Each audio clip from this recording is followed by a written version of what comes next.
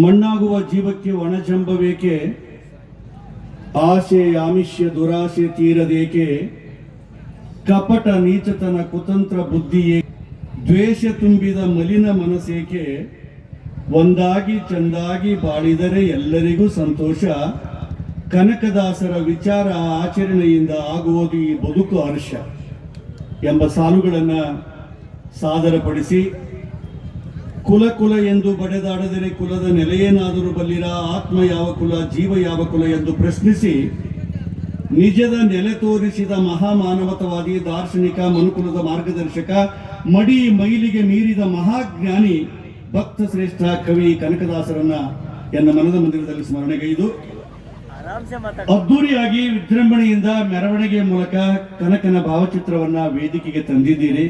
ತಮಗೆಲ್ಲ ಮೊದಲನೇದಾಗಿ ಧನ್ಯವಾದಗಳು. ಕನಕದಾಸ ಜಯಂತಿ ಅನ್ನೋದು ಒಂದು ನೆಪ. ಇದು ನಾವೆಲ್ಲ ಒಂದು ಕಡೆ ಸೇರಿ ಚಿಂತನ ಮಂಥನ ಮಾಡೋದು ಬಹಳ ಮುಖ್ಯ. ಸೇರಿಸುವ ಕೆಲಸ ಮಾಡಿದ, ಕೂಡಿಸುವ ಕೆಲಸ ಮಾಡಿದ, ಕನಕದಾಸರ ಒಂದಿಷ್ಟು ಚಿಂತನೆಯನ್ನು ಹಂಚಿಕೊಳ್ಳಲು ಅವಕಾಶ ಕಲ್ಪಿಸಿದ ಶಾಸಕರಿಗೆ ಮತ್ತು ತಾಲೂಕು ಆಡಳಿತಕ್ಕೆ ಜೋರಾದ ಚಪ್ಪಾಳೆಯೊಂದಿಗೆ ಅಭಿನಂದಿಸಬೇಕು. ಬಹಳಷ್ಟು ಜಯಂತಿಗಳು ಕೇವಲ ಮೆರವಣಿಗೆಗೆ ಆದ್ಯತೆ ನೀಡಿ ಹೆಚ್ಚಿನ ಸಮಯ ವ್ಯಯ ಮಾಡಿ ಆ ಮಹಾತ್ಮರ ವಿಚಾರಗಳ ಹಂಚಿಕೆಗೆ ಕಡಿಮೆ ಅವಧಿ ನೀಡುತ್ತಿರುವುದು ಸಮಂಜಸವಲ್ಲ. ಕಾರ್ಡ್ನಲ್ಲಿ ಏನ್ ಹಾಕಿದ್ದಾರೆ ಅಂದ್ರೆ ವಿಶೇಷ ಉಪನ್ಯಾಸ ಅಂತ ಹಾಕ್ಯಾರ. ಮೆರವಣಿಗೆ ವಿಶೇಷವಾಗಿ, ಉಪನ್ಯಾಸ ಶೇಷವಾದ್ರೆ ಕನಕದಾಸರ ಜಯಂತಿ ಅರ್ಥ ಕಳ್ಕೊಂತದೆ ಅಂತ ನಾನು ಬಹಳ ಪ್ರೀತಿಯಿಂದ ಕನಕನ ಅಭಿಮಾನಿಗಳಲ್ಲಿ ವಿನಂತಿ ಮಾಡ್ತೇನೆ. ಮುಂದಿನ ದಿನಗಳಲ್ಲಿ 4 ಗಂಟೆ ಕುಣಿದು ಕುಪ್ಪಳಿಸೋದು ಬೇಡ. ಕನಕನ ಆದರ್ಶವನ್ನು ಜೀವನದಲ್ಲಿ ಅಳವಡಿಸಿಕೊಂಡ್ರೆ ಕನಕದಾಸರ ಜಯಂತಿ ಸಾರ್ಥಕತೆ ಬರ್ತದೆ ಅನ್ನೋದು ನನ್ನ ಸಣ್ಣವನ ಅಭಿಪ್ರಾಯ.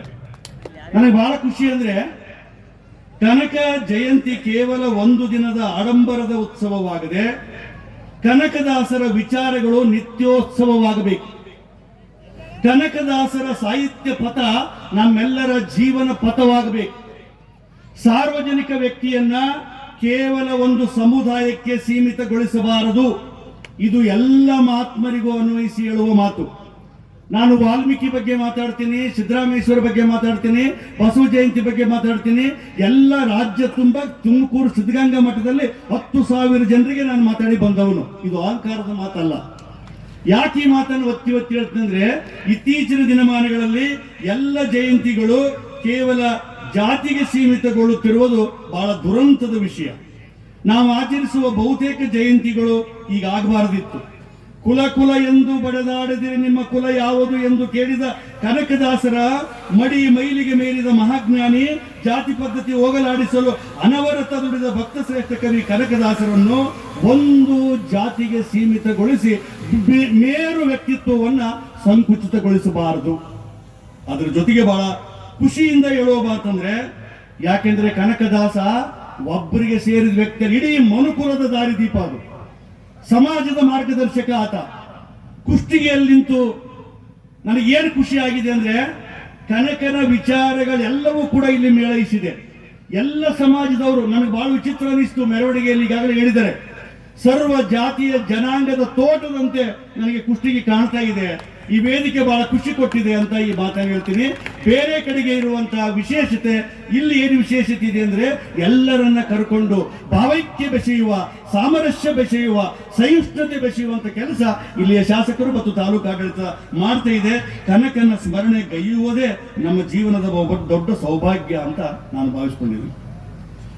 ಕನಕ ಕುರಿ ಕಾಯುತ್ತಿದ್ದ, ಕೃಷ್ಣ ದನ ಮೇಯಿಸುತ್ತಿದ್ದ. ಕನಕ ಕುರಿ ಕಾಯುತ್ತಿದ್ದ, ಕೃಷ್ಣ ದನ ಮೇಯಿಸುತ್ತಿದ್ದ. ಪರಿಚಯವಾಯಿತು, ಹೆಚ್ಚೇನಿಲ್ಲ. ಕನಕ ರೊಟ್ಟಿ ಒಯ್ಯುತ್ತಿದ್ದ, ಕೃಷ್ಣ ಬೆಣ್ಣೆ ಹಚ್ಚುತ್ತಿದ್ದ. ಹಂಚಿಕೊಂಡು ಇಬ್ಬರು ಉಣ್ಣುತ್ತಿದ್ದರು, ಹೆಚ್ಚೇನಿಲ್ಲ. ಕನಕನಿಗೆ ಆಡು ಕೊಟ್ಟುವ ಹುಚ್ಚು, ಕೃಷ್ಣನಿಗೆ ಕೇಳುವ ಅಚ್ಚುಮೆಚ್ಚು. ಗೆಳತನ ಕುದುರಿತು, ಹೆಚ್ಚೇನಿಲ್ಲ. ಕನಕ ಬ್ಯಾ ಬ್ಯಾ ಎಂದ, ಕೃಷ್ಣ ಅಂಬಾ ಅಂಬಾ ಎಂದ. ಕಿರ್ಕಿರ್ ಮುರ್ಮುರು ಕೂಗ ಹಾಕಿ ಕೂಡಿ ಕೂಡಿ ಆಡಿ ನಲಿದರು, ಹೆಚ್ಚೇನಿಲ್ಲ. ಕುಲದ ನೆಲೆ ಇಲ್ಲ, ಕಾಲದ ಹಂಗಿಲ್ಲ.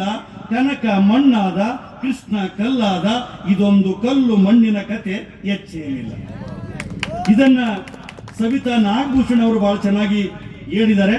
ಕೆಲವರು ಇರುವುದಕ್ಕಿಂತಲೂ ಹೆಚ್ಚು ದೊಡ್ಡವರಾಗಿ ಕಾಣುತ್ತಾರೆ, ಕೆಲವರು ಇರುವುದಕ್ಕಿಂತಲೂ ಹೆಚ್ಚು ದೊಡ್ಡವರಾಗಿ ಕಾಣುತ್ತಾರೆ, ಇನ್ನೂ ಕೆಲವರು ಕಾಣುವುದಕ್ಕಿಂತಲೂ ಹೆಚ್ಚು ದೊಡ್ಡವರಾಗಿ ಕಾಣುತ್ತಾರೆ.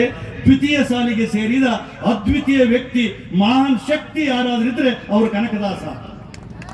ಹಾಲು ಹಾಲು ಎಂತ ಹಾಲು, ಮೂರು ಗುಣ ಮೇಳವಿಸಿರುವ ಹಾಲು, ಸತ್ ಚಿತ್ತ ಆನಂದ ಬೆರೆತ ಹಾಲು. ಈ ಹಾಲು ಲೋಕವಂದಿತ ಹಾಲು. ಈ ಹಾಲು ಮತ ಸಮಾಜದಲ್ಲಿ ಅರುವಿನ ಕುರು ಬಲ್ಲವನೇ ಕುರುಬ ಎಂಬ ಕುರುಬ ಸಮಾಜದಲ್ಲಿ ಅನೇಕ ಮಹಾಪುರುಷರು, ಕವಿಗಳು, ಸಂತರು, ಪುಣ್ಯಾತ್ಮರು ಜನಿಸಿದ್ದಾರೆ. ಜಗತ್ತಿಗೆ ಬೆಳಕು ನೀಡಿದ ಅಂತಹ ಮಾನೀಯರ ಸ್ಮರಣೆ ಅತ್ಯಗತ್ಯವಾಗಿ ನಾವು ಮಾಡಲೇಬೇಕು. ಮಹಾಕವಿ ಕಾಳಿದಾಸ, ರೇವಣ ಸಿದ್ದೇಶ್ವರರು, ಅಮುಗಿ ದೇವಯ್ಯ, ಅಮುಗಿ ರಾಯಮ್ಮ, ವೀರಗೊಲ್ಲಾಳ, ಕಲಕೇತ ಭೀಮಯ್ಯ ಬೊಮ್ಮಯ್ಯ, ಕಿಲಾರದ ಭೀಮಣ್ಣ, ತುರಗಾಯಿ ರಾಮಣ್ಣ, ಇಟಗಿ ಭೀಮವ್ವ, ಸಜ್ಜಲಗುಡ್ಡದ ಶರಣಮ್ಮ, ಕದರಿ ರಂಬೆವ್ವ, ರುದ್ರಮುನಿ ದೇವರು, ದೇವಿ ಅಯ್ಯಲ್ಲಾಬಾಯಿ, ಗಟ್ಟಹಳ್ಳಿ ಅಂಜನಪ್ಪ ಸ್ವಾಮಿ, ಸಿದ್ದಪ್ಪಯ್ಯ ಒಡೆಯರು, ಮಹಾಪುರುಷ ಮಾಳಿಂಗರಾಯ, ದೈವಿ ಪುರುಷ ಬೀರಪ್ಪ, ಭಕ್ತ ಕನಕದಾಸ, ಇವರೆಲ್ಲರೂ ಆಲುಮತಕ್ಕೆ ಸೇರಿದವರು. ಭಕ್ತಿ ಮತ್ತು ಬದುಕನ್ನು ಸಮನ್ವಯಗೊಳಿಸಿದ ಸಮಾಜಮುಖಿ ದಾಸರು. ಕುಲದ ನೆಲೆ ಪ್ರಶ್ನಿಸಿ ಅಹಂ ಕಳೆದು ಸಮೂಹದ ಕಳಕಳಿ ತೋರಿದ ಕನಕ ನಮ್ಮೆಲ್ಲರ ಮನದ ನಿಜ ನಾಯಕ ಎಂದು ನಾವು ಅರಿಯಬೇಕಾಗಿದೆ. ಶರಣರು ರಚಿಸಿದ ವಚನಗಳಿಗೆ ವಚನ ಸಾಹಿತ್ಯ ಎಂದು ಕರೆದರೆ, ದಾಸರು ರಚಿಸಿದ ಕೀರ್ತನೆಗಳಿಗೆ ದಾಸ ಸಾಹಿತ್ಯ ಎಂದು ಕರೆಯುತ್ತಾರೆ. ವಚನ ಸಾಹಿತ್ಯ, ದಾಸ ಸಾಹಿತ್ಯ ಕನ್ನಡ ಸರಸ್ವತಿಯ ಅರಿವಿನ ಎರಡು ಕಣ್ಣುಗಳಿದ್ದಂತೆ. ಯಾರು ಹರಿಗೆ ದಾಸರಾದರೂ ಅವರು ಹರಿದಾಸರಾದರು, ಯಾರು ಶಿವನಿಗೆ ಶರಣರಾದರೂ ಅವರು ಶಿವಶರಣರಾದರು. ಜೇಡರ ದಾಸಿಮಯ್ಯ ಆದ್ಯ ವಚನಕಾರನಾಗಿರುವಂತೆ ನರಹರಿ ತೀರ್ಥರು ಕ್ರಿಸ್ತಶಕ 1281ರಲ್ಲಿ ದಾಸ ಸಾಹಿತ್ಯದ ಮೊದಲಿಗರಾಗಿದ್ದಾರೆ. ಶ್ರೀಪಾದರಾಯರು, ವ್ಯಾಸರಾಯರು, ವಾದಿರಾಜರು, ಪುರಂದರದಾಸರು, ಕನಕದಾಸರು, ಮೈಪತಿರಾಯರು, ವಿಜಯದಾಸರು, ರಾಘವೇಂದ್ರ ರಾಯರು, ಗೋಪಾಲದಾಸರು, ಜಗನ್ನಾಥದಾಸರು, ಗಲಗಲಿ ಅಮ್ಮನವರು, ಯಳವನಕಟ್ಟಿ ಗಿರಿಯಮ್ಮ, ಹರಪನಹಳ್ಳಿ ಭೀಮವ್ವ, ಪ್ರಸನ್ನ ವೆಂಕಟದಾಸ, ಮೋಹನದಾಸರು ಮೊದಲಾದೆಲ್ಲರೂ ಹರಿದಾಸ ಸಾಹಿತ್ಯವನ್ನು ಶ್ರೀಮಂತಗೊಳಿಸಿದ ಮಹನೀಯರಾಗಿದ್ದಾರೆ. ವಚನಕಾರರಾಗಲಿ ಕೀರ್ತನಕಾರರಾಗಲಿ ಸಾಹಿತ್ಯವನ್ನು ರಚಿಸಬೇಕೆಂದು ಹೊರಟವರಲ್ಲ.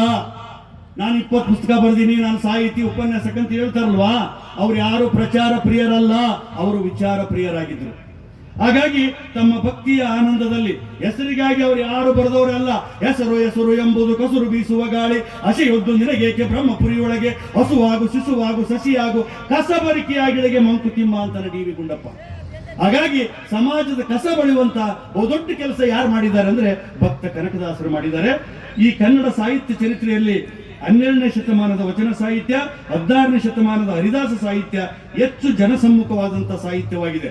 ವಚನ ಸಾಹಿತ್ಯದಲ್ಲಿ ನಾನಾ ವರ್ಗ ವರ್ಣಗಳ ವಚನಕಾರರು ಕಂಡು ಬರುತ್ತಾರೆ. ಮಾದಾರ ಚೆನ್ನಯ್ಯ, ಡೋರ ಕಕ್ಕಯ್ಯ, ಹಡಪದ ಅಪ್ಪಣ್ಣ, ಹಡಪದ ಲಿಂಗಮ್ಮ, ಅಂಬಿಗರ ಚೌಡಯ್ಯ, ಸೂಳೆ ಸಂಕವ್ವ, ಐದಕ್ಕಿ ಲಕ್ಕಮ್ಮ, ಅಕ್ಕಮಾದೇವಿ, ಎಂಡದ ಮಾರಯ್ಯ, ಸುಂಕದ ಬಂಕಣ್ಣ, ಹಾವಿನಾಳ ಕಲ್ಲಯ್ಯ, ಹೀಗೆ ಅಲ್ಲಿ ಬೇರೆ ಬೇರೆ ಜಾತಿಯ ಶರಣರಿದ್ದಾರೆ. ಹರಿದಾಸ ಸಾಹಿತ್ಯದಲ್ಲಿ ಒಂದೇ ವರ್ಗದ ಒಂದೇ ವರ್ಣದ ಕೀರ್ತನೆಕಾರರು ಕಂಡು ಬರುತ್ತಾರೆ. ವ್ಯಾಸರಾಯರು, ವಾದಿರಾಜರ ಪ್ರಯತ್ನದ ಫಲವಾಗಿ ದಾಸಕೂಟದ ದಳವಾಯಿಯಾಗಿ ಕಾರ್ಯನಿರ್ವಹಿಸಲು ಹೋದ ಕುರುಬ ಜನಾಂಗದ ಕನಕದಾಸರನ್ನು ಬಿಟ್ಟು ಉಳಿದವರೆಲ್ಲ ದಾಸರು ಒಂದೇ ಕುಲಕ್ಕೆ ಸೇರಿದವರಾಗಿದ್ದಾರೆ. ಜೋಳದಡಿಗೆ ಬಡೇ ಸಾಬ್, ರಾಮ್ ಸಾಬ್ ಕೂಡ ಇವರು ಭಿನ್ನ ಜಾತಿಗೆ ಸೇರಿದ್ದಾರೆ. ಆದ್ದರಿಂದಲೇ ವ್ಯಾಸರಾಯದ ಮಠದ ಶಿಷ್ಯರು ಕನಕದಾಸನಿಗೆ ಚುಚ್ಚು ಮಾತಾಡಿ ಅವಮಾನಿಸ್ತಾರೆ. ಅವಮಾನವನ್ನ ಸನ್ಮಾನ ಅಂತ ತಿಳಿದುಕೊಂಡು ಯಾರು ಬಹುದೊಡ್ಡ ಸಾಧಕರಾಗಿದ್ದಾರೆ. ಪ್ರತಿಕೂಲ ಸನ್ನಿವೇಶದಲ್ಲಿ ಕೂಡ ಒಬ್ಬ ಸಾಮಾನ್ಯ ಮನುಷ್ಯ ಏನಾದರೂ ಛಲ ಶ್ರದ್ಧೆಯಿಂದ ಸಾಧಿಸಬಹುದು ಎಂಬುದಕ್ಕೆ ಕನಕದಾಸರ ಬದುಕು ಜೀವಂತ ಸಾಕ್ಷಿಯಾಗಿ ನಿಲ್ತದೆ. ಕನಕನಿಗೆ ಅವಮಾನ ಮಾಡ್ತಾರೆ. ಅವರವರೇ ಒಂದು ಅವರೇ ಕೇರಿದ ಮರವೊಂದು ಅಂತಾರೆ. ಇದನ್ನು ಬಿಡಿಸ್ಬೇಕು ಅಂತ ಆಸಾದ ನನಗೆ. ಅವರವರೇ ಒಂದು ಅವರೇ ಕೇರಿದ ಮರವೊಂದು. ಏ ಕನಕ, ನೀನು ಮರ, ನಿನ್ನನ್ನು ಕೇರ್ತಾರೆ, ಹಸನ್ ಮಾಡ್ತಾರೆ, ಮತ್ತೆ ಮೂಲೆಗಿಡ್ತಾರೆ. ನಿನ್ನ ಸ್ವಲ್ಪ ಅರ್ಥ ಮಾಡ್ಕೊ ಅಂತ ಹೇಳಿದಾಗ ಎಂತ ನೋಡಿ, ಅವಾಗೇ ಹೇಳ್ತಾನೆ, ಸಿಡಿದೆದ್ದು ಹೇಳ್ತಾನೆ, ಜಾತಿ ನಿರ್ನಾಮವಾಗದೆ ದೇಶ ನಿರ್ಮಾಣವಾಗುವುದಿಲ್ಲ. ಅಂಬೇಡ್ಕರ್ ಬರೆದ ಸಂವಿಧಾನದ ಆಶಯಗಳನ್ನ ಅಂದು ಕನಕದಾಸ ಆತನ ವಿಚಾರ ಒಂದೇ ಆಗಿತ್ತು. ಕುಲ ಕುಲ ಎಂದು ಬಡೆದಾಡದಿರಿ, ಕುಲದ ನೆಲೆಯನ್ನಾದರೂ ಬಲ್ಲಿರ, ಜಲವೇ ಸಕಲ ಕುಲಕ್ಕೆ ತಾಯಿಯಲ್ಲವೇ, ಜಲದ ಕುಲವೇನಾದರೂ ಬಲ್ಲಿರ, ಜಲದ ಬೊಬ್ಬೆಯುಳ್ಳಂತೆ ಸ್ಥಿರವಲ್ಲವೀ ದೇಹ, ನೆನೆ ಎರಿತು ನೀ ನೆನೆ ಕಂಡೆ ಮನುಜ ಅಂತಾನೆ. ಲೇಕೋತಿ ಮನುಷ್ಯನ ಬದುಕಿದೆಲ್ಲ ನೀರಿನ ಮೇಲೆ ಗುಳ್ಳಿದಂತಮ್ಮ, ಯಾವಾಗ ಹೊಡೆದೋತದ ಹೇಳಕ್ ಬರೋದಲ್ಲೋ ಅಂತದ್ರಲ್ಲಿ ಉಚ್ಚ ನೀಚ ಅಂತೀದಿ, ಹುಚ್ಚಗೇಡಿ ನೀ ಹುಟ್ಟಿ ಬಂದದ್ದು ಹುಚ್ಚೆಯೊಳಗೆ ಮುಚ್ಚುಬಾಯಿ. ಎಷ್ಟು ಚಂದ ಅಭಿಪ್ರಾಯ ನೋಡಿ. ನಾ ಚಿಕ್ಕವನಾಗಿದ್ದಾಗ ನಮ್ಮಮ್ಮ ಆಡಿಸ್ತಿದ್ಲು. ನಮ್ಮಮ್ಮಗೆ 96 ವರ್ಷ, ನಮ್ಮಪ್ಪ ಸತ್ತು 28 ವರ್ಷ ಆಯ್ತು. ಹತ್ತಿ ಕಟ್ಟಿಗೆ ಬತ್ತಿ ಕಟ್ಟಿಗೆ ಭಾವನವರು ಬಸವನವರು ಕೈ ಕೈ ಧೂಳುಗಾಯಿ ಪಂಚಂ ಪಗಡಂ ನೆಲ ಮುಟ್ಟಿ ದುಡುಮ್ ಅಂತ ಆಡಿಸ್ತಿದ್ರು. ಹುಬ್ಬಳ್ಳಿ ಕಾರ್ಯಕ್ರಮದಲ್ಲಿ ಪಾಟೀಲ್ ಪುಟ್ಟಪ್ಪನವರ ಕಾರ್ಯಕ್ರಮದಲ್ಲಿ ಇದನ್ನು ಬಿಡಿಸಿದೆ ಒಂದಷ್ಟು. ಎಂತ ಬದುಕಿದೆ ಅಂದ್ರೆ ಇದ್ದಾಗ ಹತ್ತಿ ಕಟ್ಟಿಗೆ ಸತ್ತಾಗ ಬತ್ತಿ ಕಟ್ಟಿಗೆ. ಎಷ್ಟು ಫಿಲಾಸಫಿ ಇದೆ ನೋಡಿ. ಇದ್ದಾಗ ಹತ್ತಿ ಕಟ್ಟಿಗೆ ಸತ್ತಾಗ ಬತ್ತಿ ಕಟ್ಟಿಗೆ. ಬಾವನೂರು ಬಸವನೂರಿಗೆ ಹೇಳಿ ಕಳಿಸೋರು, ಸತ್ತಾರ್ರಿ ಬರ್ರಿ ಅಂತ. ಕೈ ಕೈ ಧೂಳುಗಾಯಿ ಹತ್ತಗಂತ ಬರುತ್ತಾರೆ. ಅಳದೆ ಶವ ಸಂಸ್ಕಾರ ಮಾಡಬಾರದು, ನಗದೆ ಮದುವೆ ಮಾಡಬಾರದು, ನಕ್ಕಂತ ಮದುವೆ ಮಾಡಬೇಕು, ಹತ್ತಗಂತ ಮಾಡಬೇಕು. ಪಂಚಂ ಪಗಡಂ 4 ಮಂದಿ ಎಣ ಹಿಡಿದಿರ್ತಾರೆ, ಇಂದೊಬ್ಬ ತೆಂಬಿಗೆ ಹಿಡಿದಿರ್ತಾನೆ. ಪಂಚಂ ಪಗಡಂ ನೆಲ ಮುಟ್ಟಿ ದುಡುಮ್ ಒಳಗೆ ಹಾಕಿ ಬಿಡ್ತಾರೆ. ಇಷ್ಟೇ ಬದುಕ.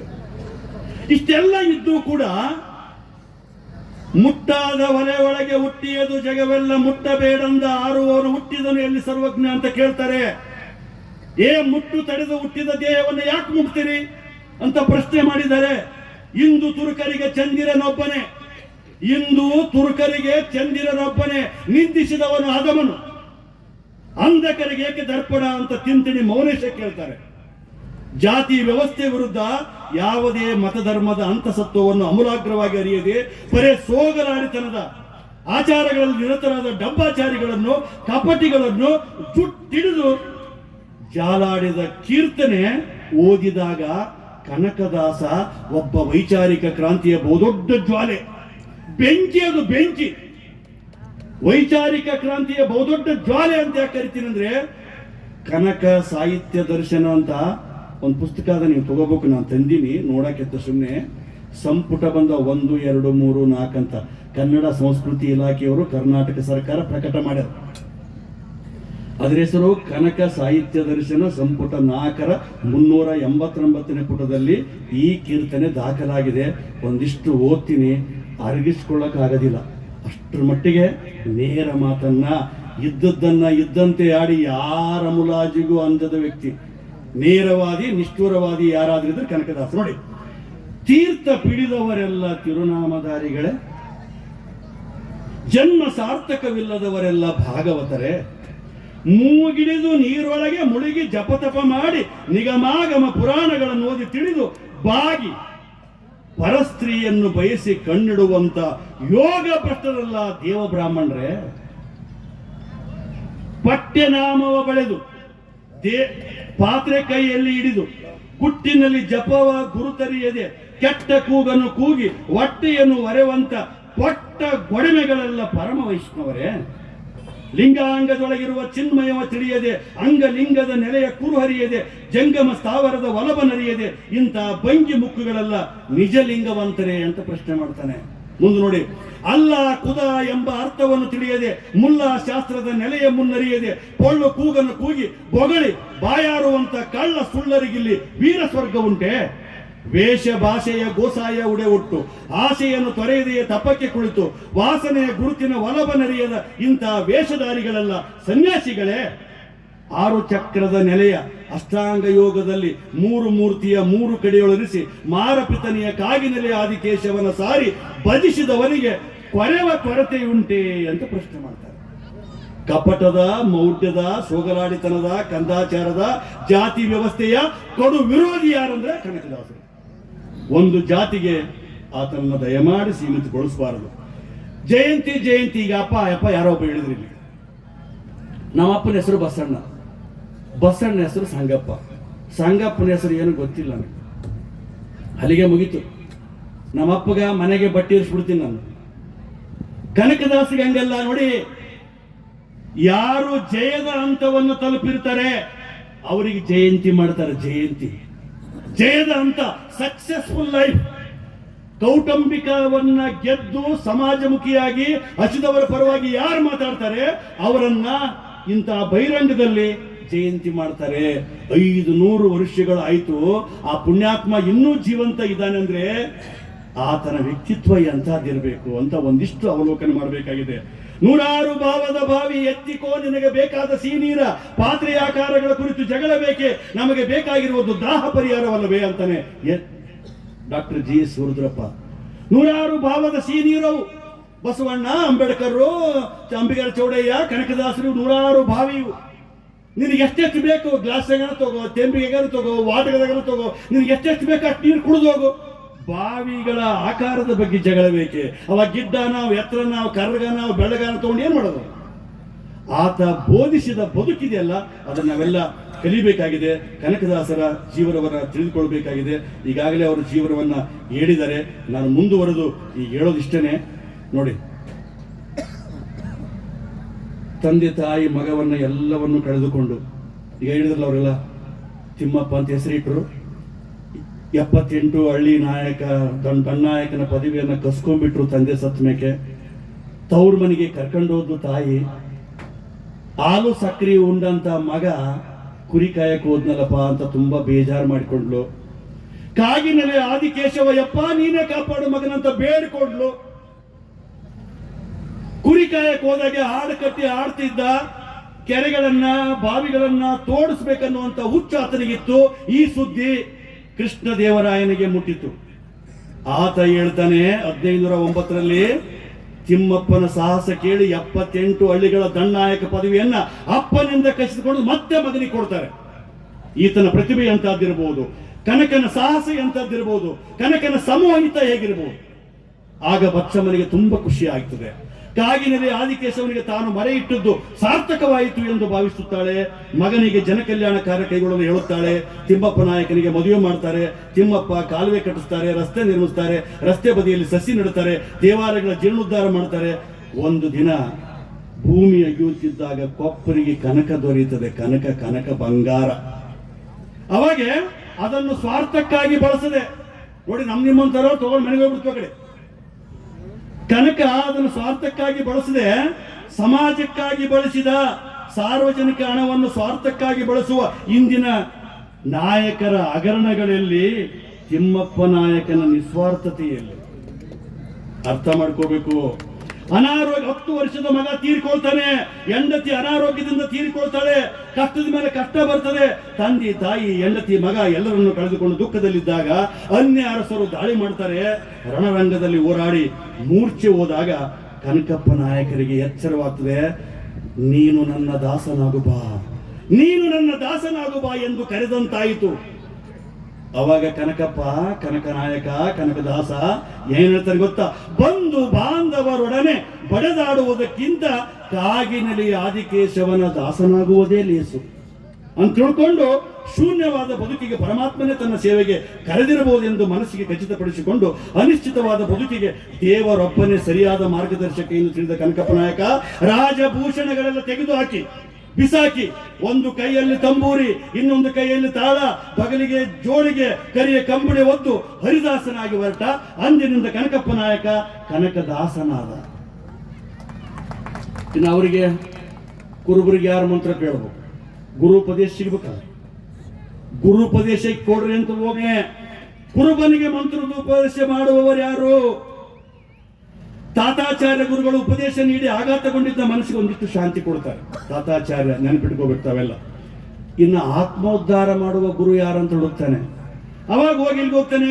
ಕೃಷ್ಣದೇವರಾಯನ ಆಸ್ಥಾನದಲ್ಲಿದ್ದಂತ ವ್ಯಾಸರಾಯರಲ್ಲಿ ಹೋಗಿ ನನ್ನನ್ನು ನಿನ್ನ ಶಿಷ್ಯನನ್ನಾಗಿ ಸ್ವೀಕರಿಸಿ ಮಂತ್ರೋಪದೇಶ ಮಾಡು ತಂದೆ. ಕನಕಪ್ಪ ಕೇಳ್ತಾನೆ. ಅವಾಗ ಅವರಂತಾರೆ, ಸಿಟ್ಟಿ ನೋಡಿ ಗುರು ಹೆಂಗ್ ಪರೀಕ್ಷೆ ಮಾಡ್ತಾರೆ. ಕುರುಬನಿಗೆ ಯಾವ ಮಂತ್ರೋ? ಕೋಣನ ಮಂತ್ರ ಅಂತಾರೆ. ಇಷ್ಟರದ ಸಾಕು. ಒಂದು ಮರದಡಿಯಲ್ಲಿ ಗುರುಪದೇಶವ ಹೇಳಿದ ಕೋಣನ ಮಂತ್ರ ಜಪಿಸ್ತಾರೆ. ಯಮಧರ್ಮರಾಯನೇ ಕೋಣವೇ ಎದುರು ಬಂದಂತಾಯಿತು. ಅವಾಗ ಮದನಪಲ್ಲಿ ವ್ಯಾಸ ಸಮುದ್ರ ಕೆರೆ ಕಟ್ಟಿಸುತ್ತಿದ್ದ. ಆದರೆ ಕೆರೆಯ ತೂಬಿಗೆ ಅಡ್ಡವಾಗಿ ಒಂದು ಕಲ್ಲು ಬಂಡೆಯನ್ನು ಕೋಣನಿಂದ ಜಗ್ಗಿಸಿ ಪವಾಡ ಮಾಡಿದ ಅಂತ ಬರೀತಾರೆ. ಕನಕದಾಸರ ಯೋಗ್ಯತೆ ಕಂಡು ವ್ಯಾಸರಾಯರು ಅವಾಗ ಏನ್ ಶಭಾಷನ ಮಗನೇ, ಅಂತೇಳಿ ಗುರುಗಳು ದೀಕ್ಷೆ ಕೊಡ್ತಾರೆ. ಅಂದಿನಿಂದ ಗುರುಗಳು ಕೇಳ್ತಾರೆ, ಪರೀಕ್ಷೆ ಮಾಡ್ತಾರೆ. ಗುರು ಅಂದ್ರೆ ಸುಮ್ಮನೆ ಅಲ್ಲ, ಗುರು ಯಾವತ್ತೂ ಲಘುವಾಗಿ ವರ್ತಿಸಬಾರದು. ಯಾವುದೇ ಗುರು ಇರಲ್ಲ, ದೀಕ್ಷಾ ಗುರು, ಶಿಕ್ಷಾ ಗುರು, ಮೋಕ್ಷ ಗುರು. ಬಾಲಗಂಗಾಧರ ತಿಲಕರಿಗೆ ಪ್ರಶ್ನೆ ಕೇಳಿದ್ರಂತ ಪತ್ರಕರ್ತರಲ್ಲಿ ಕುಂತಾರಲ್ಲ. ಏನಂತ ಕೇಳಿದ್ರಂದ್ರೆ, ಏನ್ರಿ ಸ್ವಾತಂತ್ರ್ಯಕ್ಕಾಗಿ ಹೋರಾಟ ಮಾಡಕತ್ತೀರಿ, ನೀವೇನು ಪ್ರಧಾನಮಂತ್ರಿ ಆಗ್ಬೇಕಂತ ಮಾಡಿರ, ಏನು ರಾಷ್ಟ್ರಪತಿ ಆಗ್ಬೇಕಂತ ಮಾಡಿರ, ಏನು ಮಂತ್ರಿ ಆಗ್ಬೇಕಂತ ಮಾಡಿರ? ಅವಾಗ ಗೋಪಾಲಕೃಷ್ಣ ಗೋಖಲೆ ಅಂತಾರಂತೆ, ನಾನೇಕೆ ಪ್ರಧಾನಿ ಆಗಲಿ, ನಾನೇಕೆ ರಾಷ್ಟ್ರಪತಿ ಆಗಲಿ, ನಾನೇಕೆ ಮಂತ್ರಿ ಆಗಲಿ, ಎಲ್ಲರನ್ನು ತಯಾರು ಮಾಡುವ ಶಿಕ್ಷಕನಾಗ್ತೀನಿ ಅಂದ್ರಂತೆ. ಶಿಕ್ಷಕ ವೃತ್ತಿ ಅನ್ನೋದು, ಗುರು ಅನ್ನೋದು ಅದು ದೀಕ್ಷಾ ಗುರು, ಮೋಕ್ಷ ಗುರು, ಶಿಕ್ಷಾ ಗುರು. ಗುರು ಯಾವಾಗ ಲಘುವಾಗಿ ವರ್ತಿಸ್ತಾನೆ, ಸಮಾಜ ಅವನನ್ನು ಲಘುವಾಗಿ ನೋಡುತ್ತದೆ. ಸದೃಢವಾದ ಗುರುವಿದ್ದರೆ ಸದೃಢವಾದ ಸಮಾಜ ನಿರ್ಮಾಣ ಮಾಡಕ್ಕೆ ಸಾಧ್ಯ ಆಗ್ತದೆ. ಹಾಗೆ ಹೇಳ್ತಾರೆ, ನಿಮ್ಗೆಲ್ಲ ಗೊತ್ತು, ಬಾಳೆಹಣ್ಣಿನ ಪರೀಕ್ಷೆ. ಬಾಳೆಹಣ್ಣು ಕೊಡ್ತಾರೆ, ತಿನ್ನು ಅಂತಾರೆ. ಯಾರೂ ಇಲ್ಲದ ಸ್ಥಳದಲ್ಲಿ ತಿನ್ಬೇಕಂದಾಗ ಎಲ್ಲರೂ ಅದೇನು ಬಿಡ್ರಿ ಆರಾಮ್ ತಿಂತೀವಿ ಅಂತಾರೆ. ಕನಕಪ್ಪ, ದೇವರಿಲ್ಲದ ಸ್ಥಳವಿಲ್ಲಲ್ಲಪ್ಪ, ಮತ್ತೆ ಹೆಂಗ್ ಮಾಡಮ್ಮ ಅಂತಾರೆ. ಗುರು ಶಿಷ್ಯರಿಗೆ ಕೇಳಿ ಯಾರು ಸ್ವರ್ಗಕ್ಕೆ ಹೋಗ್ತೀರಿ ಅಂತ ಕೇಳಿದರೆ ಕನಕದಾಸ ಹೇಳ್ತಾನೆ, ಸ್ವರ್ಗಕ್ಕೆ ನಾ ಓದರೆ ಓದೇನು. ಹಿಂಗಂತೂ ಸಾಕು, ಉಳಿದವ್ರಿಗೆ ವಾ ಕನಕಪ್ಪ ಸ್ವರ್ಗಕ್ಕೆ ಹೋಗ್ತಾನಂತ, ಸ್ವರ್ಗಕ್ಕೆ ಅಂತ ವ್ಯಂಗ್ಯವಾಡ್ತಾರೆ. ಅವಾಗ ಅರ್ಥ ಆಗಲ್ಲ ಅವರಿಗೆ. ಸ್ವರ್ಗಕ್ಕೆ ನಾವು ಹೋದರೆ ಓದೇನು ಅಂತಾನೆ. ನಾ ಅನ್ನುವಂತ ಅಹಂಕಾರ ಹೋಗ್ಬೇಕು. ಅಹಂಕಾರ ಅಳಿಯದೆ ಅನುಭವ ಅಳವಡದು. ಫಲವಿದ್ದರೆಂಬೆ ಬಾಗುತ್ತದೆ, ತೆನೆ ಇದ್ದ ದಂಟು ಬಾಗುತ್ತದೆ, ಕೊನೆ ಇದ್ದ ಬಾಳೆ ಬಾಗುತ್ತದೆ, ನೀನೇಕೆ ಬೀಗುತ್ತೀಯ ಅಂತಾನೆ ನಿಮ್ಮ ಜಿಲ್ಲೆಯ ಸಿದ್ದಯ್ಯ ಪುರಾಣಿ, ಕೊಪ್ಪಳ ಜಿಲ್ಲೆಯ ಸಿದ್ದಯ್ಯ ಪುರಾಣಿ ಕೇಳ್ತಾರೆ. ಫಲವಿದ್ದರೆಂಬೆ ಬಾಗುತ್ತದೆ, ತೆನೆ ಇದ್ದ ಬಾಳೆ ಬಾಗುತ್ತದೆ, ಕೊನೆ ಇದ್ದ ಬಾಳೆ ಬಾಗುತ್ತದೆ, ತೆನೆ ಇದ್ದ ದಂಟು ಬಾಗುತ್ತದೆ, ನೀನೇಕೆ ಬೀಗುತ್ತೀಯ? ಕೆಲವ್ರು ಹಿಂಗೆ ಓದ್ತಿರ್ತಾರೆ, ನೋಡ್ಬೇಕು ನೀವು. ಹಳ್ಳಿಯಾಗ ಮಾತಾಡ್ತಾರೆ ಬಹಳ ಚಂದ, ಗಾನ ಉರಿತಾನ ಸುಳಮಾಗ ಯಾವಾಗ ಸಾಯ್ತಾನ ಅಂತಿರ್ತಾರೆ. ಉರಿದವ್ರು ಊರಾಗಿರಲ್ಲ ಅಂತಾರೆ. ಅದೇ ನಿಮ್ ಕಡೆಗೆಲ್ಲ, ನಮ್ಮ ಕಡೆಗೆ ಒಬ್ಬ ಗ್ರಾಮ ಪಂಚಾಯತಿ ಮೆಂಬರ್ ಇರ್ತಾನೆ, ಸುಟ್ಟೇನ ಅಂತಾನೆ, ಕಡ್ಡೆ ಬೀರು ಹಾಕಿರೋದಲ್ಲ.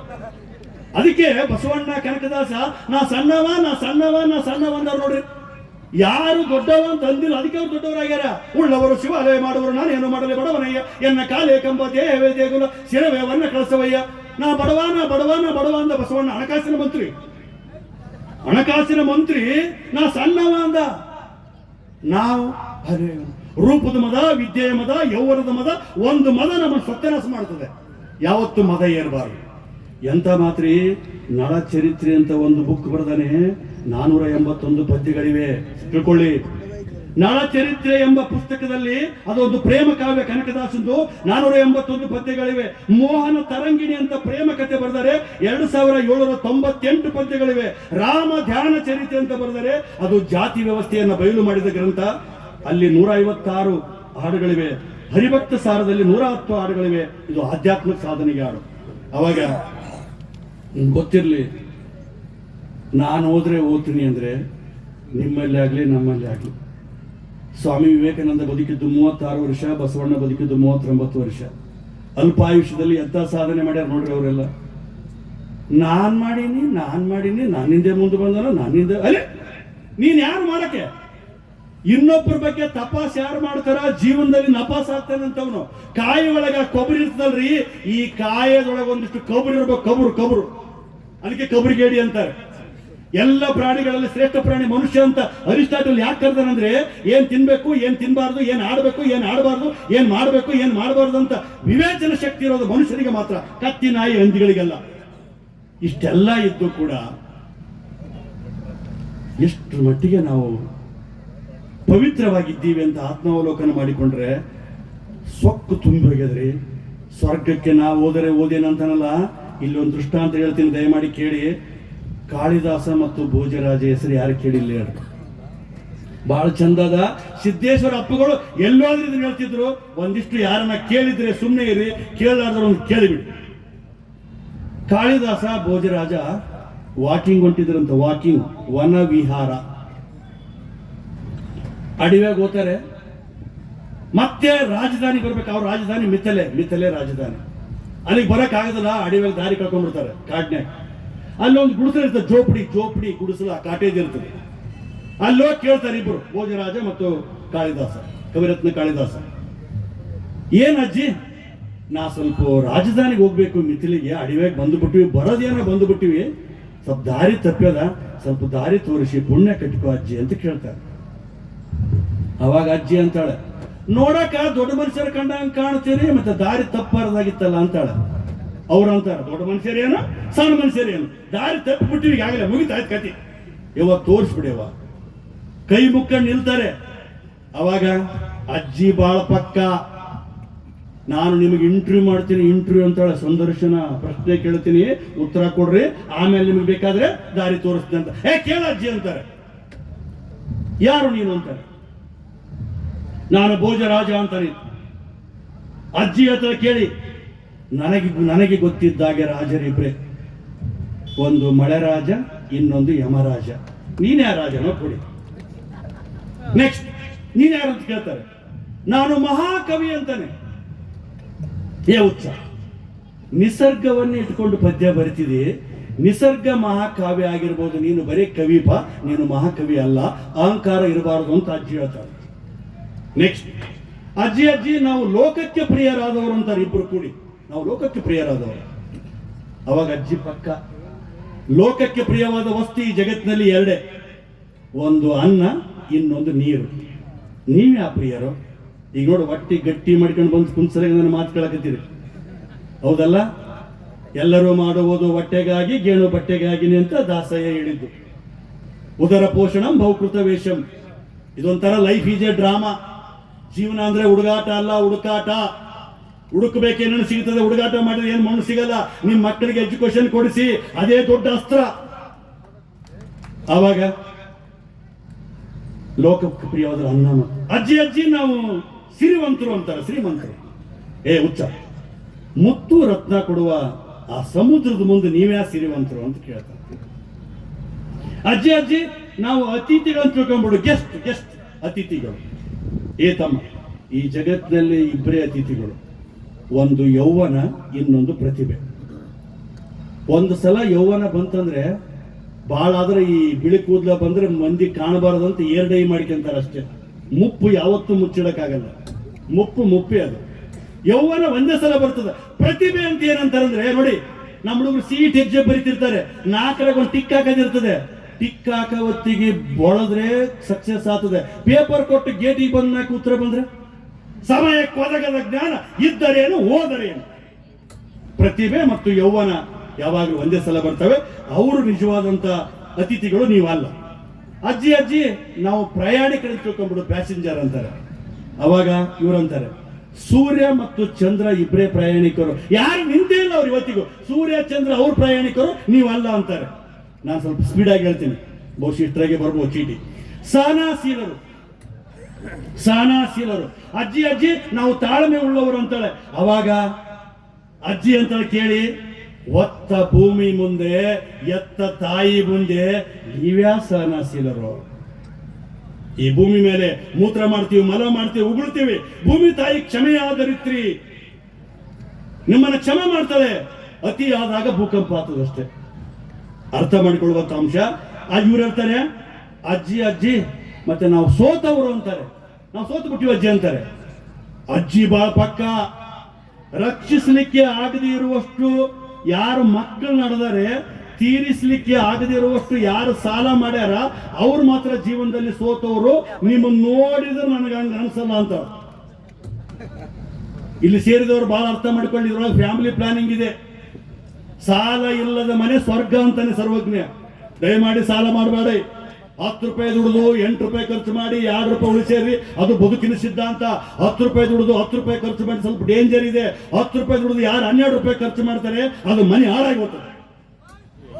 ಇಲ್ಲಿ ಅರ್ಥ ಮಾಡಿಕೊಳ್ಬೇಕು, ರಕ್ಷಿಸಲಿಕ್ಕೆ ಆಗದೆ ಇರುವಷ್ಟು ಮಕ್ಕಳನ್ನ ಅಡಿಬಾರದು. ನಾವಿಬ್ಬರು ನಮಗಿಬ್ರು, ಈಗ ಬೇರೆ ಬಂದದಿ, ನನಗೆ 2 ಮಕ್ಕಳವ, ನಾವಿಬ್ಬರು ನಮಗಿಬ್ರು, ಇನ್ಯಾಗ ಮುಂದೆ ಬರ್ತಾ ನಾವಿಬ್ಬರು ನಮಗೊಬ್ಬರೇ. ಆ ಕಾಲ ಬರ್ತದೆ, ಜನಸಂಖ್ಯೆ ಜಾಸ್ತಿ ಇದೆ. 5 ಕೋಟಿ ಕನ್ನಡಿಗರು, 6 ಕೋಟಿ ಕನ್ನಡಿಗರು ಎಲ್ಲ ಮುಗಿತೀವಿ, 7 ಕೋಟಿ ಕನ್ನಡಿಗರು. ಈ ಮಟ್ಟಿಗೆ ನಾವೆಲ್ಲ ಬಂದಿದ್ದೀವಿ. ಇನ್ನು ನೆಕ್ಸ್ಟ್ ಹೇಳ್ತಾರೆ, ಅಜ್ಜಿ ನಾ ಸಣ್ಣವರು ಅಂತಾರೆ.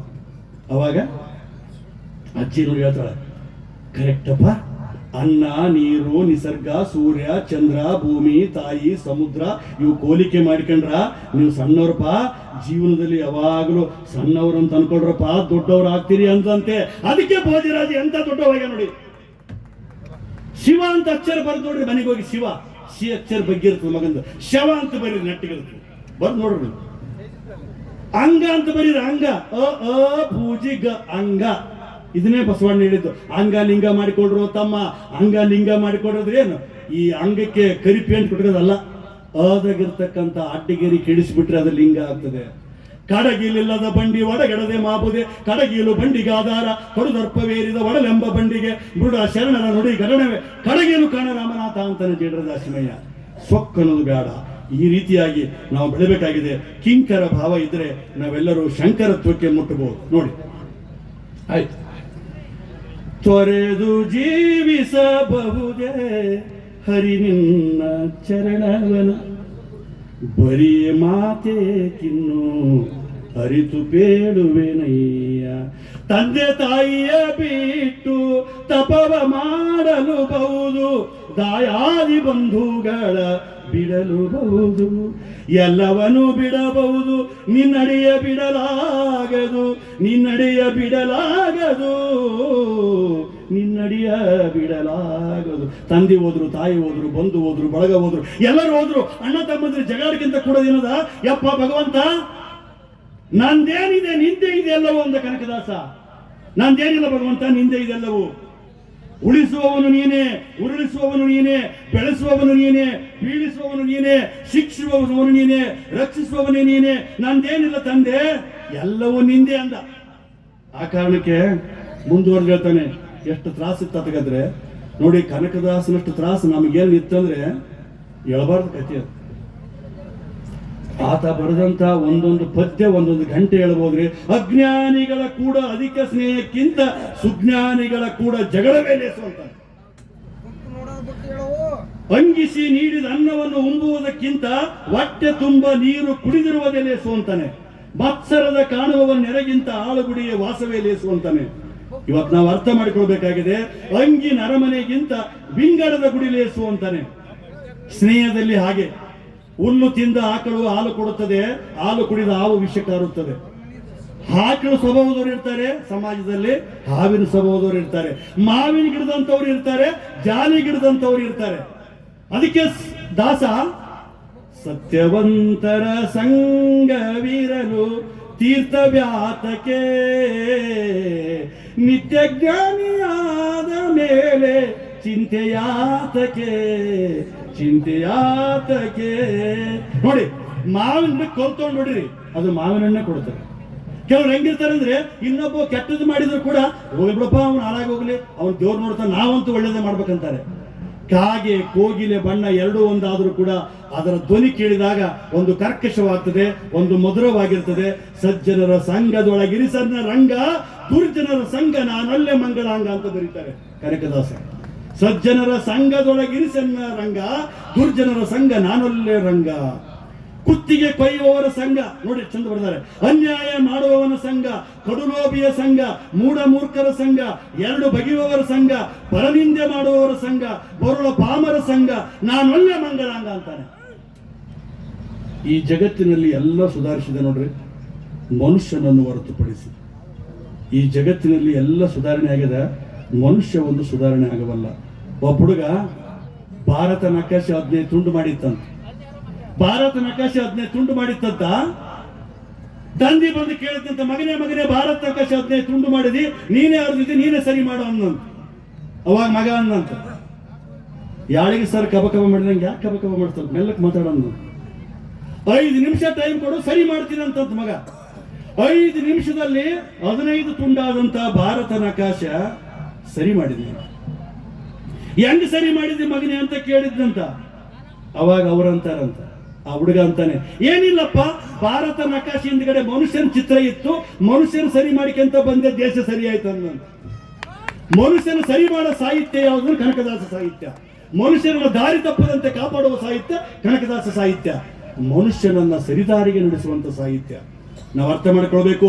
ಪಾಪಿಗಳಿದ್ದಲ್ಲಿ ರೂಪುಳ್ಳ ವಸ್ತುವು ತೋರಬಾರದು. ಕೋಪಿಗಳಿದ್ದಲ್ಲಿ ಅನುಭವಗೋಷ್ಠಿ ಮಾಡಬಾರದು, ದುರ್ಜನರಿದ್ದಲ್ಲಿ ಸಜ್ಜನರು ಹೋಗಬಾರದು ಅಂತಾನೆ. ಇಷ್ಟೆಲ್ಲ ಹೇಳಿ, ಆಚಾರವಿಲ್ಲದ ನಾಲಿಗೆ, ನಿನ್ನ ನೀಚ ಬುದ್ಧಿಯ ಬಿಡು ನಾಲಿಗೆ, ಪರರ ದೋಷಿಸಲು ಚಾಚಿಕೊಂಡಿರುವಂತ ನಾಲಿಗೆ ಅಂತ ಅನೇಕ ದಾಸರು ಹೇಳ್ತಾರೆ. 32 ಹಲ್ಲುಗಳ ಭದ್ರ ಕಾವಲಿನಲ್ಲಿ ನಾಲಿಗೆ ಅಡಗಿಕೊಂಡಿದ್ದರು, ಒಂದೊಂದು ಸಲ ಹೊರಗೆ ಬಂದು ಅನಾಹುತ ಮಾಡಿಬಿಡುತ್ತದೆ, ಎಚ್ಚರಿಕೆಯಿಂದ ಮಾತನಾಡಬೇಕಂತ ಪಾಟೀಲ್ ಪುಟ್ಟಪ್ಪ ಹೇಳ್ತಾರೆ. ನಮ್ಮ ನಾಲಿಗೆ ನಮ್ಮ ಯೋಗ್ಯತೆಯನ್ನು ನಿರ್ಧಾರ ಮಾಡ್ತದೆ. ಎಲ್ಲ ಬಂಧುಗಳ, ನಿಮ್ಮ ಮಕ್ಕಳಿಗೆ ಒಳ್ಳೆ ಸಂಸ್ಕಾರ ಕಲಿಸ್ರಿ. ನಾನಿಲ್ಲಿ ಜೋಧುರಕ್ಕೆ ಹೋಗಿದ್ದೆ, ನಮ್ಮ ಶಿವನಗೌಡ ನಾಯಕರು ಕರೆಸಿದ್ರು. ಕಾರ್ಯಕ್ರಮ ಒಂದಿಷ್ಟು ಲೇಟ್ ಇತ್ತು, ವಾಲ್ಮೀಕಿ ಜಯಂತಿಗೆ. ಸುಮ್ಮನೆ ಹಳ್ಳಿಯಾಗ ತಿರುಗಾಡ್ಬೇಕಂತ ಹೋದೆ. ಅಲ್ಲಿ ನಾವು ಸಾಹಿತಿಗಳು ಸ್ವಲ್ಪ ಅಲ್ಲೆಲ್ಲಿ ತಿರುಗಾಡಿ ಬಿಟ್ರೆ ಲೋಕಜ್ಞಾನ ಬರ್ತದೆ. ಕಟ್ಟಿ ಮ್ಯಾಗ ತಂದೆ ತಾಯಿ ವಯಸ್ಸಾದವ್ರು ಕುಂತಿದ್ರು. ನಾನು ಕೇಳಿದೆ, ಯಪ್ಪ ಒಂದು ಗ್ಲಾಸ್ ನೀರು ಕೊಡ್ರು. ನೀರು ಕೊಟ್ಟರು, ಕುಡಿದೆ. ಒಂದಿಷ್ಟು ಮಾತಾಡ್ಬೇಕಲ್ಲ ಔಪಚಾರಿಕವಾಗಿ. ನಿಮ್ಗೆಷ್ಟು ಮಕ್ಕಳು ಅಂದೆ ಅವ್ರಿಗೆ. 3 ಗಂಡು ಮಕ್ಕಳು ಅಂದ. ಏನ್ ಮಾಡ್ತಾರೆ ಅಂತ ಕೇಳಿದೆ. ಒಬ್ಬ ಮಗ ಡಾಕ್ಟರ್ ಅದಾನ, ಅಮೆರಿಕದಾಗಿದ್ದಾನ. ಇನ್ನೊಬ್ಬ ಮಗ ಇಂಜಿನಿಯರ್ ಇದ್ದಾನೆ, ಬೆಂಗಳೂರಾಗಿದ್ದಾನ. ಸುಮ್ಮನೆ ಆಗ್ಬಿಟ್ಟ. ಮತ್ತೆ 3ನೇ ಮಗ ಏನ್ ಮಾಡ್ತಾನ್ರಿ, ಯಾಕೆ ಹೇಳಿಲ್ಲ ಅಂತ ಕೇಳಿದೆ ನಾನು. ಏನ್ ಮಾಡೋದದ ಅಡಿಗೆ ಸರ್? ಆ 3ನೇ ಮಗನಿಗೆ ವಿದ್ಯೆ ತಿಳಿಯತ್ತಿಲ್ಲ, ಬಹಳ ದಡ್ಡಾದ ಅವ್ರ ಮಗ. ನಮ್ಮ ಮನೆ ಪಕ್ಕದಾಗೆ ಕಿರಾಣಿ ಅಂಗಡಿ ಇಟ್ಕೊಂಡು ಕುಂತಾನ, ಸಣ್ಣದು ಅಂದ ಅವರಪ್ಪ. ಬಗಲಾಗ ಹೆಂಡತಿ ಕೂತಿದ್ದಲ್ಲ, ಅಡಿಗೆ ಸರ್ ನನ್ನ ಗಂಡನ ಮಾತೇನು ಕೇಳ್ತೋ, ಯಪ್ಪ ಅವ ದಡ್ಡಾಗ್ಯಾನ, ಕಿರಾಣಿ ಅಂಗಡಿ ಇಟ್ಕೊಂಡು ಕುಂತ ನನ್ನ ಸಲುವಾಗಿ ಆ ರೊಟ್ಟಿ ಕಾಣಕತ್ತೀವಿ ಅಂದ್ರು. ಯಾಕೆ ಈ ಮಾತು ಹೇಳ್ತಂದ್ರೆ, ನೀವು ಇಲ್ಲಿ ಕುಂತವ್ರು ಯಾರು ಡಾಕ್ಟರ್ ಆಗ್ಬಾರ್ದು, ಇಂಜಿನಿಯರ್ ಆಗ್ಬಾರ್ದು, ರಾಜಕಾರಣಿ ಆಗ್ಬಾರ್ದು, ವಕೀಲರು ಆಗ್ಬಾರ್ದು ಅಂತ ನನ್ನ ಮಾತಿನ ಅರ್ಥ ಅಲ್ಲ ರೀ. ಹೊತ್ತೊತ್ತಿಗೆ ಊಟ ಕೊಟ್ಟು, ತಪ್ಪು ಮಾಡಿದಾಗ ಒಂದು ಏಟು ಕೊಟ್ಟು, ಕೂಲಿನಾಲಿ ಮಾಡಿ, ಶಾಲೆ ಕಲಿಸಿ, ಶಾಲೆನ ಮಾಡಿ, ಜೊತೆಗಾತಿಯ ಹುಡುಕಿ ಜೋಡು ಮಾಡಿದ ತಂದೆ ತಾಯಿಗೆ ಊಟ ಕೊಡ್ತಿದ್ರೆ ಮಕ್ಕಳು ಮುಂದೆ ನಮ್ಮದೇನೋ ಅನ್ಕತ್ತಿ. ಯಾಕೆ ಈ ಮಾತನ್ನ ಬಹಳ ನೋವಿನಿಂದ ಹೇಳ್ತೀನಿ ಅಂದ್ರೆ, ಬಹಳ ಮುಖ್ಯವಾದ ಘಟ್ಟ ಇದು. ರಾಯಚೂರು ರೈಲ್ವೆ ಸ್ಟೇಷನ್ ನಲ್ಲಿ ತಾಯಿನ ಕೂಡಿಸಿ, ಅಮ್ಮ ನೀಲಿ ಕೂಡಮ್ಮ, ಅಣ್ಣ ಬಂದು ಕರ್ಕೊಂಡು ಹೋಗ್ತಾನ ಅಂತ ಹೇಳಿ ಮುದುಕಿನ ಕೂಡಿಸ್ಬಿಟ್ಟ. ಸಂಜೆ 6 ಆಯ್ತು, ಅನ್ನ ಇಲ್ಲ, ಚೊಣ್ಣ ಇಲ್ಲ. ರೈಲ್ವೆ ಸ್ಟೇಷನ್ ಬಳಿ ಒಂದು ಚಾದ ಬಂಡಿ ಇತ್ತು. ಅವ ಚಾದ ಬಂಡಿ ಅವ್ರು ಕೇಳ್ತಾನೆ, ಮುದುಕಿಲ್ಲೇ ಕುಂತದೆ, ಟ್ರೈನ್ ಎಲ್ಲ ಓದು, ವಿಚಾರ ಮಾಡ್ಕೊಂಡ್ ಬರ್ಬೇಕಂತ ಹೇಳಿ ಒಂದು ಬ್ರೆಡ್, ಒಂದು ಕಪ್ ಚಾ, ನೀರು ಕೊಡ್ತದ ಮುದುಕಿಗೆ. ಅಜ್ಜಿ ನೀ ಎಲ್ಲಿ ಹೋಗ್ಬೇಕು? ಯಪ್ಪ ಒಬ್ಬ ಮಗ ಕೂಡ್ಸನ, ಒಬ್ಬ ಮಗ ಕರ್ಕೊಂಡು ಹೋದ್ನಂದನ, ಯಾರು ಬಂದಿಲ್ಲಪ್ಪ. ಈ ಪೇಪರ್ದಾಗ ಅಡ್ರೆಸ್ ಆದ್ ನೋಡ್ಲಿ ತಮ್ಮ, ಇದನ್ನ ಮುಟ್ಟಿಸ್ಬಿಡು ಸಾಕಂತ. ಆ ಪೇಪರ್ದಾಗ ಏನ್ ಬರುತ್ತೆ ಗೊತ್ತನ್ರಿ, ಈ ಮುದುಕಿಯನ್ನ ದಯಮಾಡಿ ವೃದ್ಧಾಶ್ರಮ ಕಳಿಸ್ರಿ ಅಂತ ಬರ್ದಿದ್ರು. ನಮ್ಮ ಆಯ್ತಾ, ವೃದ್ಧಾಶ್ರಮ ಕಳಿಸ್ಬಿಟ್ರು. ಅದು ಸಾಯಕ್ ತಯಾರಾಗ್ಯದ ಮುದುಕಿ. ಆ ವೃದ್ಧಾಶ್ರಮದ ಮಾಲಕರಿಗೆ ಹೇಳ್ತಾರೆ, ನಮ್ಮ ಅಪ್ಪ ಅಮ್ಮನ ನೋಡ್ಬೇಕು, ಎಲ್ಲಾರು ನೋಡ್ಬೇಕು, ಮಕ್ಕಳು ನೋಡ್ಬೇಕು, ಕಳಿಸ್ರಿ ಅಂತಾರೆ. 2 ಮಕ್ಕಳು ಬರ್ತಾರೆ, ಕೊಡ್ತಾರೆ. ಅಮ್ಮ ಯಾಕೆ ಕರೆದಲ್ಲ ಅಂತ ಕೇಳ್ತಾರೆ. 2 ಬೇಡಿಕೆ ಅವ, ನಾನು 2 ಡಿಮ್ಯಾಂಡ್ ಅವ, ದಯಮಾಡಿ ಈಡೇರಿಸು ಮಗ. ಏನದ ಹೇಳಂತಾರೆ. ಯಪ್ಪ ಇಲ್ಲಿ ವೃದ್ಧಾಶ್ರಮದಾಗ ಸೊಳ್ಳೆ ಬಾಳದ, ಓತಪ್ಪ ಒಂದು ಫ್ಯಾನ್ ಕೂಡಿಸ್ರು, ನಿಮ್ಗೇನ್ ಕಡಿಮೆ ಆಗ್ಯದ? ಯಪ್ಪ ಇಲ್ಲಿ ನೀರು ಚೆನ್ನಾಗಿಲ್ಲ, ಒಂದು ಫಿಲ್ಟರ್ ವಾಟರ್ ಹಾಕ್ರು, ನಿಮ್ಗೇನ್ ಕಡಿಮೆ ಆಗ್ಯದ ಅಂತಾರೆ. ಅವಾಗ 2 ಮಕ್ಕಳು ಅಂತಾರಂತೆ, ಈ ಅಮ್ಮ ವಯಸ್ಸಾಗ್ಯದೆ, ಇವತ್ತು ಇಲ್ಲಿ ಆಶ್ರಮದಾಗ ಇದೆ, ನಾಳೆ ನಾಡ್ದಾಗ ಕುಣಿಗೆ ಹೋಗ್ತೀವಿ, ಇವೆಲ್ಲ ನೀ ಯಾಕೆ ಅಪೇಕ್ಷೆ ಪಡ್ತಿ ಅಂತ ಕೇಳ್ತಾರೆ. ಅವಾಗ ಮುದುಕಿ ಅಂತಾಳೆ, ಏನಿಲ್ಲ ಮಕ್ಕಳೇ, ನೀವು ಹೇಗೆ ನನ್ನನ್ನು ವೃದ್ಧಾಶ್ರಮ ಕಳಿಸಿರಿ, ನಿಮ್ಮ ಮಕ್ಕಳು ನಿಮಗೊಂದು ವೇಳೆ ವೃದ್ಧಾಶ್ರಮ ಕಳಿಸಿದ್ರೆ ಮಗ ಒಳ್ಳೆ ನೀರು ಕೊಡ್ಲಿ, ಮಗ ಒಳ್ಳೆ ಗಾಳಿ ತಗೊಳ್ಳಿ, ಇದು ತಾಯಿ ಹೃದಯ ಕಂಡ್ರೆ ಅರ್ಥ ಮಾಡ್ಕೋಬೇಕ್ರಿ. ಭದ್ರವಾಗಿ ಕಟ್ಟಿದ RCC ಮನೆಗೂ ಬಿರುಕ್ಬಿಟ್ಟು ಮನಸ್ಸದವ. ಮನೆಯೇನೋ ಪಿಲ್ಲರ ಕಟ್ಟಿವಿ, ಒಬ್ಬರ ಮನಸ್ಸು ಹೊಲಸಾದ್ರೆ ಇಡೀ ಮನೆ ಹೊಲಸಾಗ್ತದೆ. ನಿಜವಾಗಲೂ ಹಸನಾದ ಮನೆ, ಭದ್ರವಾದ ಮನೆ ಕಟ್ಟುವಂತ ದೊಡ್ಡ ಸಾಹಿತಿ ಯಾರು ಹೇಳ್ತಾರೋ, ಕೋತಿಗೆ ರತ್ನವ ಆರವ ಕೊಟ್ಟರೆ ಜೋಪಾನ ಮಾಡಿ ಬಚ್ಚಿಟ್ಟುಕೊಂಡಿತೆ, ಇದ್ದಲ್ಲಿ ಹಾಲಿನೊಳ ಎತ್ತಿ ತೆಗೆದರೆ ಶುದ್ಧಾದ ಬೆಳಕು ಬಂದಿತೆ, ಬೇವಿನ ಮರವನ್ನು ಬೆಲ್ಲದ ಹಾಲಿನಲ್ಲಿ ಬೆಳೆಸಿದರೆ ಕೈ ಓದಿತೆ, ಹಾವಿಗೆ ಸಕ್ಕರೆ ಹಾಲು ಉಣ್ಣಿಸಿದರೆ ವಿಷ ಓದಿತೆ, ನಿದ್ದೆ ಬಂದವರಿಗೆ ಸುದ್ದಿ ಹೇಳಿದರೆ ಎದ್ದು ಕುಳಿತು ಕೇಳಿತೆ ಅಂತ ಕೇಳ್ತಾರೆ. ಅದ್ಭುತವಾದ ಸಾಹಿತ್ಯ, ವಿಷಯ ವಾಸನೆ, ಸತ್ಯವಂತರ ಸಂಗಿರಬೇಕು. ಮಾತು ಕೇಳದೆ ಮರೆತು ನಡೆಯುವ ಮಕ್ಕಳೇತಕ್ಕೆ ಅಂತಾನೆ. ಸೋತು ಹೆಣ್ಣಿಗೆ ಎದುರಿ ನಡೆಯುವ ಪುರುಷನೇತಕ್ಕೆ ಅಂತಾರೆ. ಅನ್ನೇ ಎರಿತು ನಡೆಯದಿರುವ ಸತ್ಯುತಕ್ಕೆ ಅಂತ. ಬೇರೆ ಡೈವರ್ಸ್ ಆಕತ್ತೆ ವಿಚಾರ, ಬರೀ ಸನ್ನೆ ಅರ್ತೆ. ಸುಮ್ಮನೆ ಸನ್ನೆ ಮಾಡಿದ್ರೆ ಮನೆ ಸಂಸಾರ ನಡಿಬೇಕಂತೆ. ನೋಡಿ, ಗಂಡ ಹೆಂಡತಿ ಸ್ನೇಹಿತರಂತಿದ್ರೇ ದಾಂಪತ್ಯ ಭದ್ರವಾಗಿರ್ತದೆ. ಇಲ್ಲಿ ಯಾರು ಮೇಲಲ್ಲ, ಯಾರು ಕೀಳಲ್ಲ ಅನ್ನುವಂಥ ಮಾತನ್ನ ತಾವೆಲ್ಲ ತಿಳ್ಕೋಬೇಕು. ಯಾರು ತಲ್ಲಣಗೊಂಡಾರೆ ಅವ್ರ ಪರವಾಗಿ ಕನಕದಾಸ ಇದೆ. ತಲ್ಲಣಿಸದಿರು ತಾಳು ಮನವೇ ಎಲ್ಲರನ್ನು ಸಲ್ಲುವನು, ಇದಕ್ಕೆ ಸಂಶಯವಿಲ್ಲ ಅಂತಾನೆ. ಬಡವ ಬದುಕ್ತಾರೆ, ಶ್ರೀಮಂತ ಬದುಕ್ತಾರೆ, ಎಂತಿದ್ದವರು ಬಂದು ಹುಟ್ಟಿದ್ದವರು ಹುಲ್ಲು ಮೇಸಲು ಹೋತಮ್ಮ. ನೀ ತಲ್ಲಣ ಬಡಬೇಡ, ನೀ ಹಂಚಬೇಡ, ನೀ ಆತ್ಮಹತ್ಯೆ ಮಾಡ್ಕೋಬೇಡ, ನೀ ಸಾವಿಗೆ ಎದುರಬೇಡ. ಸಾವು ಪರಮ ಸತ್ಯ ಮತ್ತು ಕುತೂಹಲ. ಲೈಫ್ ಈಸ್ ಐಸ್ ಕ್ರೀಮ್ ಇದ್ದಂಗೆ, ಕಡ್ಡಿ ಐಸ್ ಕ್ರೀಮ್. ಟೇಸ್ಟ್ ನೋಡಿದ್ರು ಕರಗ್ತದೆ, ವೇಸ್ಟ್ ಮಾಡಿದ್ರು ಕರಗ್ತದೆ. ಕನಕದಾಸ ಬದುಕನ್ನ ಐಸ್ ಕ್ರೀಮ್ ಅನ್ನ ಟೇಸ್ಟ್ ನೋಡಿ ನಮಗೊಂದಿಷ್ಟು ಟೇಸ್ಟ್ ತೋರ್ಸೋಣ, ಆ ಟೇಸ್ಟ್ ಅನ್ನು ನಾವು ನೀವೆಲ್ಲ ಚೆನ್ನಾಗಿ ಊಟ ಮಾಡೋಣ ಅನ್ನುವಂಥ ಮಾತನ್ನು ಹೇಳ್ತಾ, ನೀರಿಲ್ಲದ ಬಾವಿ, ಊರಿಲ್ಲದ ಮಠ, ನೆರಳಿಲ್ಲದ ಮರ, ತಿರುಳಿಲ್ಲದ ಮಾತು, ದಯೆ ಇಲ್ಲದ ಅನಾಥ, ಮನಸ್ಸಿಲ್ಲದ ಶಕುತಿ, ಭಯವಿಲ್ಲದ ಬಕುತಿ, ನರಹರಿ ಮುಕುಂದ, ಧರ್ಮವಿಲ್ಲದ ಅರಸ, ಮುರಿದ ಕಾಲಿನ ವರಸು, ನಿರ್ಮಲಿಲ್ಲದ ಮನಸ್ಸು, ಅದು ಕಜ್ಜಿಯ ತುರುಸು ಅಂತಾನೆ. ಎಂತ ಸಾಹಿತ್ಯ ನೋಡ್ರಿ. ನೀರಿಲ್ಲದ ಬಾವಿ, ಊರಿಲ್ಲದ ಮಠ, ನೆರಳಿಲ್ಲದ ಮರ, ತಿರುಳಿಲ್ಲದ ಮಾತು, ದಯೆ ಇಲ್ಲದ ಅನಾಥ, ಮನಸ್ಸಿಲ್ಲದ ಶಕುತಿ, ಭಯವಿಲ್ಲದ ಬಕುತಿ, ಧರ್ಮವಿಲ್ಲದ ಅರಸ. ಧರ್ಮ ಮಾರ್ಗದಾಗ ನಡಿಬೇಕು ಅಂತಾರೆ. ಮುರಿದ ಕಾಲಿನ ವರಸು, ಸುಮ್ಮನೆ ಕೂಡ ಬರಲ್ಲ ಅದು, 4 ಕಾಲು ಚಂದ್ರ ಕೂಡ ಬರ್ತದೆ. ನಿರ್ಮಲವಾದ ಮನಸ್ಸು, ನಿರ್ಮಲ ಇಲ್ಲದ ಮನಸ್ಸು, ಅದು ಕಜ್ಜಿಯ ತುರುಸು ಅಂತಾನೆ. ಕಜ್ಜಿ ಹೆಚ್ಚಿದಾಗ ಹೆಂಗ್ ತುರಿಸ್ಬೇಕು ಹಂಗೆ ತುರಿಸ್ಬೇಕನ್ನುವಂಥ ಮಾತನ್ನ ಈ ಸಂದರ್ಭದಲ್ಲಿ ತಮ್ಗೆ ಹೇಳ್ತಾ, ಅತಿಯಾದರೂ ಅಮೃತ ಕೂಡ ವಿಷಯ ಆಗ್ತದೆ. ಇನ್ನು ಸಾಕಷ್ಟು ವಿಚಾರಗಳು ನನ್ನ ನಿತ್ಯವೊಳಗಿವೆ. ಯಾರೋ ಒಬ್ರು ಹೇಳಿದ್ರು, ಚೀಟಿ ನೋಡ್ಕೊಂಡು ಹೇಳ್ಬೇಡ ಅಂದ್ರು. ಯಾಕೆ ನಾ ಚೀಟಿ ನೋಡ್ಕೊಂತಿದ್ದಂದ್ರೆ ತಪ್ಪು ಮಾಹಿತಿಯನ್ನ ಯಾರಿಗೆ ಕೊಡಬಾರ್ದು ಅಂತ. ಯಾಕೆ ನಮಗಿಟ್ಟು ಆಸರ ಆಗ್ತದಂದ್ರೆ, ಸುಮ್ಮನೆ ಎಲ್ಲರಿ ಪುಸ್ತಕದಲ್ಲಿರುವ ವಿದ್ಯೆ ನೆತ್ತಿಗೆ ಒಂದು ಬುದ್ಧಿ ಆಗ್ಬೇಕಲ್ಲ. ಪುಸ್ತಕದಲ್ಲಿರುವುದನ್ನ ಮಸ್ತಕದಲ್ಲಿ ತುಂಬಿಕೊಂಡ್ರೆ ಮಸ್ತಕವೇ ಒಂದು ಪುಸ್ತಕವಾಗ್ತದೆ ಅನ್ನುವಂಥ ಮಾತನ್ನು ಹೇಳ್ತಾ, ನಮ್ಮಪ್ಪ ಕಲಿಸಿದ್ ನನಗೆ ಎರಡೇ, ಒಂದು ಭಾಷಣ ಮಾಡೋದು, ಒಂದು ಬರೆಯೋದು. ಇದನ್ನ ಬಿಟ್ಟರೆ ಬೇರೆ ಏನು ಗೊತ್ತಿಲ್ಲ. ನನ್ನ ಬದುಕು, ನನ್ನ ಬರ ಎಷ್ಟರ ಮಟ್ಟಿಗೆ ಅಂತ ಕೇಳಿದ್ರೆ ಬಹಳ ಪ್ರೀತಿಯಿಂದ ನಡಗನೆ. ಹಿಮಾಲಯಕ್ಕೆ ನೆಗಡಿ ಬಂದೊಡೆ ಹೋಗಿ ಮೂಗೊರೆಸುವರು ಯಾರು? ಆಯ್ತು, ಹಿಮಾಲಯಕ್ಕೆ ನೆಗಡಿ ಬಂದೊಡೆ ಹೋಗಿ ಮೂಗೊರೆಸುವರು ಯಾರು? ಸಮುದ್ರಕ್ಕೆ ನೀರಡಿಕೆಯಾಗಿದೆ ಎಂದರೆ ಹೋಗಿ ನೀರು ಕುಡಿಸುವರು ಯಾರು? ಚಂದ್ರನಿಗೆ ಚಳಿಯಾಗಿದೆ ಎಂದರೆ ಹೋಗಿ ಕಂಬಳಿ ಒದಿಸುವರು ಯಾರು?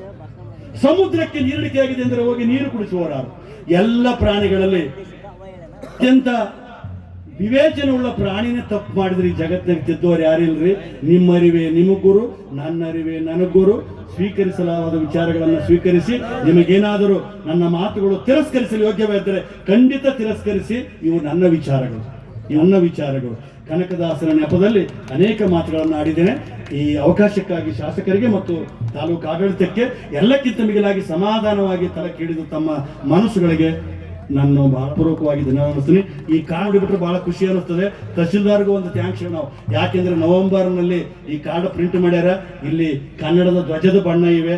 ಎಲ್ಲಕ್ಕಿಂತ ಮಿಗಿಲಾಗಿ ಈ ಕನಕದಾಸರ ಜಯಂತಿಯಲ್ಲಿ ಕನ್ನಡ ಕಟ್ಟುವಂತ ಕೆಲಸ, ಹೆಸರಾಯಿತು ಕರ್ನಾಟಕ, ಉಸಿರಾಗಲಿ ಕನ್ನಡ ಅಂತ ಇಲ್ಲಿ ಬೆಳೆದ ಒಬ್ಬ ಸಾಹಿತಿಯಾಗಿ ನಾನು ಅವರಿಗೆ ಜೋರಾದ ಚಪ್ಪಾಳೆ ಒಂದಿಗೆ ಅಭಿನಂದಿಸಬೇಕು. Thank you.